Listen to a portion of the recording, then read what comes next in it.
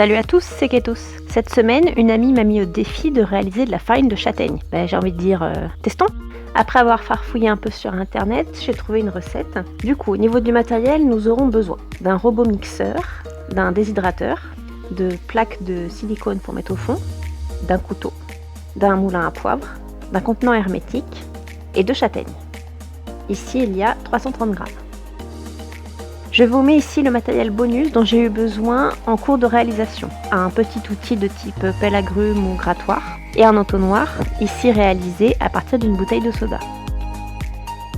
La première étape est de décortiquer les châtaignes. Enlevez la première peau, puis la deuxième.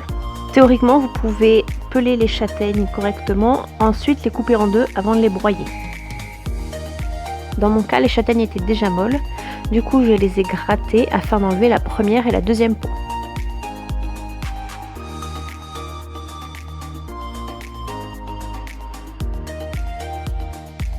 La deuxième étape consiste à broyer les châtaignes. Pour cela, utilisez un robot mixeur. Attention cependant à ne pas trop mixer, on veut garder du grain et non de la pâte. Étalez ensuite le broyat obtenu sur les plaques du déshydrateur. Et lancez un séchage de 8h à 45 degrés. Vous pouvez également utiliser le four 3h à 70 degrés.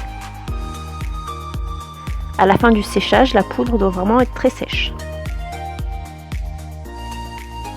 Il suffit ensuite de la réduire en poudre farine avec l'aide d'un moulin à café ou d'un moulin à poivre. Au final, avec ce type de matériel, le rendu est plutôt mitigé, on obtient plutôt une poudre que de la farine. Ici, à partir de 330 g de châtaigne, j'ai obtenu 50 g de poudre, dont environ 15 g de farine.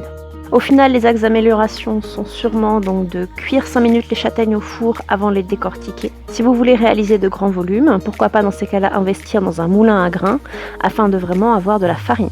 J'espère que ce petit tutoriel vous aura plu. À bientôt!